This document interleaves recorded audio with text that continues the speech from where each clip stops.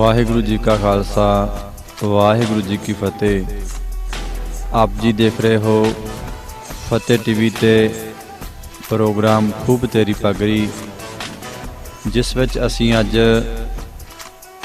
जो एक डिवेलप दस्तार बारे जानकारी हासिल करांगे कि जो डिवेलप दस्तार किस तरह बन्नी जा सकती है, किहड़े-किहड़े सौखे तरीके हैं डिवेलप दस्तार बन्नण दे।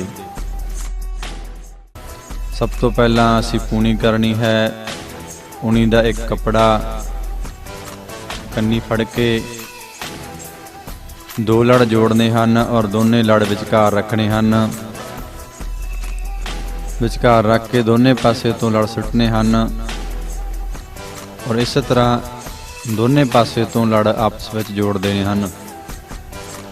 हुण पूनी जो करनी है वो कुंडे दे नाल बन के करनी है, किसी नूं फड़ा के पूनी नहीं करनी, क्योंकि ज़्यादातर ये पूनी ते निर्भर है दस्तार दी सजावट कि जेकर साडी पूनी बिल्कुल ठीक ढंग दे नाल हो चुकी है तो फिर वधिया ढंग दे नाल सोहनी दस्तार सजाई जा सकती है। पूनी करन दा तरीका कि जो दस्तार दी सिउण है वो साडे खब्बे हत्थ वाले पासे आ जावे। पहला सज्जे हत्थ तक पासे वाला कपड़ा असीं अंदर सिटना है, फिर खब्बे पासे वाला, फिर हौली हौली हत्थ छड्डदे पिछे नूं लै जाने हन और इस ढंग दे नाल असीं पग दे दोनों कन्नी दे कपड़े अंदर रख के और इस ढंग दे नाल असीं जो रिस्कमी गंढ पा लैनी है और दोनों आसे पासे तो कपड़े चकने हैं तां जो साडी पूनी दी जिहड़ी चौड़ाई है ज़्यादा ना हो सके। पूनी दी चौड़ाई घट ते घट 4 इंच होवे जां कह लईए साडे हत्थ दे आकार जिन्नी चौड़ी होवे। इस ढंग नाल असीं पूनी नूं इकट्ठे कर लेना है। और बन्नण दे तरीके तो पहला असीं फिर अज केसां दी संभाल बारे जानकारी हासिल करांगे कि केसां दी संभाल बहुत जरूरी है। ज़्यादातर बच्चे जो दस्तार तो बेमुख होए हन वो केसां दी संभाल करके होए हन कि केसां दी संभाल नहीं करनी आउंदी, जां साडे बच्चों के मापे केसां दी संभाल दे तरीके नहीं जानते। इस ढंग दे नाल असीं जूड़ा ढिल्ला करके और जिस ढंग दे नाल असीं स्कूल दे समय पटका बन्नदे रहे हाँ उस ढंग दे नाल असीं पटका बन्नना है और पिछे बचदा कपड़े नूं असीं 50 की तरह आसे पासे लपेट लेना है। इसे तो ही असीं 50 का काम लेना है, वखरे तौर पर कोई 50 बन्नण की लोड़ नहीं। इस पटके तो ही असीं 50 बना लैनी है और इस ढंग दे नाल असीं जो डिवेलप दस्तार नूं बन्नना है कि मूँह विच लड़ पा के पटके की गंढ पिछे जो लड़ रखना, अद्धी सेली अद्धी गल, और जो पहला लड़ है असीं धौण दे नाल बिल्कुल ला देना है। क्योंकि ये डिवेलप दस्तार बन्नण लगे हाँ, इहदा जो पहला पेच उपरला सिर दा बनना है वो बिल्कुल जो असीं सिर ढकण दा कपड़ा रखिया है, लड़ रखिया है, उस दे उपर करके रखना है और इसनूं बिल्कुल हल्के जे दबाव दे नाल अंगूठे दे नाल लड़ नूं मोड़ना है। सफाई करके इस ढंग दे नाल असीं लड़ नूं ला देना है कि सानूं दुबारे फिर बाज दे सहारे लैण दी लोड़ ना पवे, बाज दे नाल सफाई करन दी लोड़ ना पवे। और इस तो बाद असीं जो अगला लड़ रखना है वो भी इस ढंग दे नाल, क्योंकि ये सज्जा पासा पटियाला शाही दस्तार दा बनेगा और जिहड़ा पिछां वाला पासा खब्बा पासा वो डिवेलप भाव मलवई दस्तार दा बनेगा। इसलिए असीं सज्जा पासा पहले रखे हुए लड़ तो 2 उंगलां नीवा करके रखना है तां जो जिहड़ा सज्जा पासा वो पटियाला शाही रूप बन जाए। इस दे नाल नाल असीं जानकारी ये भी लैनी है कि साडे गुरु साहिबानां ने ये दस्तार सिर दे ताज करके सानू दिती है। इस नूं केवल कुछ मीटर कपड़ा नहीं समझना, ये इस दे कल्ले कल्ले लड़ विच कह लईए, कल्ले कल्ले ताणे विच कह लईए, साडे शहीद ਸਿੰਘਾਂ ਦਾ ਸ਼ਹੀਦੀਆਂ ਦੇ ਦੁਆਰਾ ਜੋ ਖੂਨ ਸਿੰਜਿਆ ਹੋਇਆ ਹੈ ਉਹ ਸਾਨੂੰ ਦਿਖਣਾ ਚਾਹੀਦਾ ਹੈ।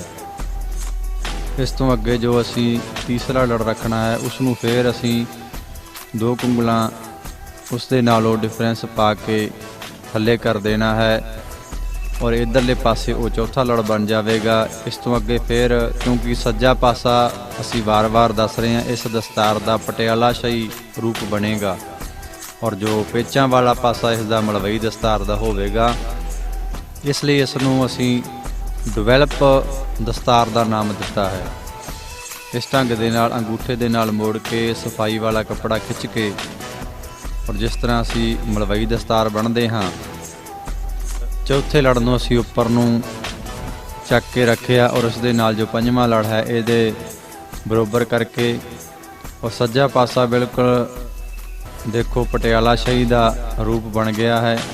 ਬਿਲਕੁਲ ਥੱਲੇ ਅਸੀਂ 2-2 ਉਂਗਲਾਂ ਦਾ ਫਰਕ ਰੱਖਦੇ ਹੋਏ ਇਸ ਨੂੰ ਬਣਦੇ ਜਾਣਾ ਹੈ ਔਰ ਇਹ ਹਲਕੇ ਅੰਗੂਠੇ ਦੇ ਦਬਾਅ ਨਾਲ ਮੋੜ ਕੇ ਸਫਾਈ ਦਾ ਕੱਪੜਾ ਕੱਢ ਕੇ ਇਸ ਅਖੀਰਲੇ ਲੜ ਨੂੰ ਅਸੀਂ ਲਾ ਲੈਣਾ ਹੈ।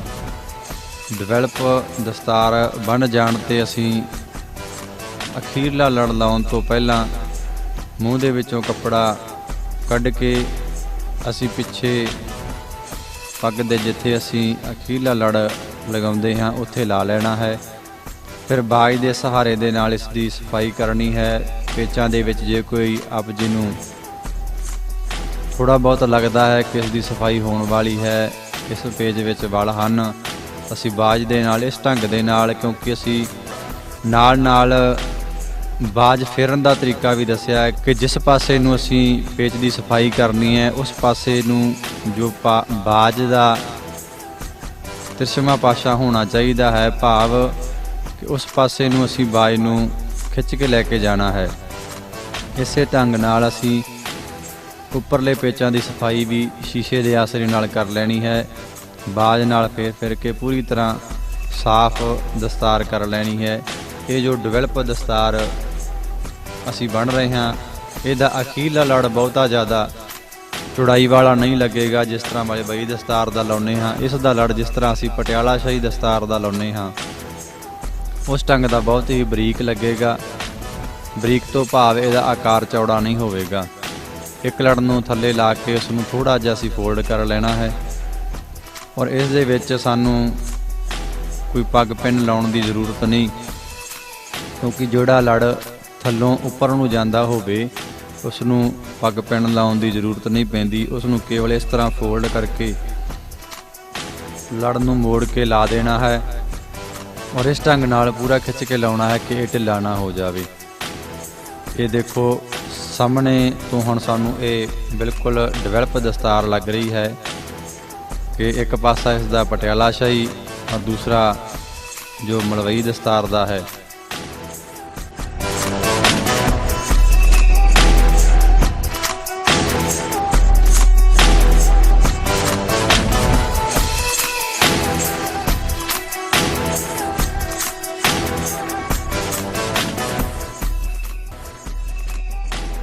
ਸਿਰ ਢੱਕਣ ਦਾ ਤਰੀਕਾ ਅੱਜ ਅਸੀਂ ਫਿਰ ਤੁਹਾਨੂੰ ਦੱਸਦੇ ਹਾਂ ਕਿ ਜਿਹੜੇ ਅਸੀਂ 2 ਲੜ ਦੇ ਨਾਲ ਢੱਕਦੇ ਹਾਂ, ਜੋ ਅਸੀਂ ਪੂਣੀ ਕਰਨ ਤੋਂ ਪਹਿਲਾਂ ਜੋੜ ਲੈਂਦੇ ਹਾਂ, ਉਂਗਲਾਂ ਦੇ ਸਹਾਰੇ ਅਸੀਂ ਸਿਰ ਢੱਕ ਲੈਣਾ ਹੈ। ਪਿਛਲੇ ਲੜ ਨੂੰ ਬਿਲਕੁਲ ਹੌਲੇ ਜਿਹੇ ਖਿੱਚਣਾ ਹੈ। ਕਈ ਵਾਰ ਅਸੀਂ ਬਹੁਤ ਜ਼ਿਆਦਾ ਜ਼ੋਰ ਨਾਲ ਖਿੱਚ ਦਿੰਦੇ ਹਾਂ, ਉਹਦੇ ਨਾਲ ਦਸਤਾਰ ਹਿੱਲ ਜਾਂਦੀ ਹੈ ਔਰ ਅਖੀਰਲੇ ਲੜ ਨੂੰ ਅਸੀਂ ਇਸ ਤਰ੍ਹਾਂ ਦਸਤਾਰ ਦੇ ਵਿੱਚ ਕੱਸ ਕੇ ਲਾ ਲੈਣਾ ਹੈ।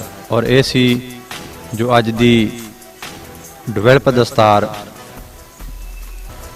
ਅੱਜ ਅਸੀਂ ਡਿਵੈਲਪ ਦਸਤਾਰ ਬਾਰੇ ਜਾਣਕਾਰੀ ਲਈ ਹੈ ਕਿ ਕਿਸ ਤਰੀਕੇ ਦੇ ਨਾਲ ਸੌਖੇ ਢੰਗ ਦੇ ਨਾਲ ਇਹ ਬੰਨੀ ਜਾ ਸਕਦੀ ਹੈ। ਅਗਲੀ ਵਾਰ ਫਿਰ ਕਿਸੇ ਹੋਰ ਤਰੀਕੇ ਦੀ ਦਸਤਾਰ ਲੈ ਕੇ ਹਾਜ਼ਰ ਹੋਵਾਂਗੇ। ਦਾਸ ਨੂੰ ਇਜਾਜ਼ਤ ਦਿਓ। ਬੁਲਾਓ ਫਤਿਹ। ਵਾਹਿਗੁਰੂ ਜੀ ਕਾ ਖਾਲਸਾ, ਵਾਹਿਗੁਰੂ ਜੀ ਕੀ ਫਤਿਹ।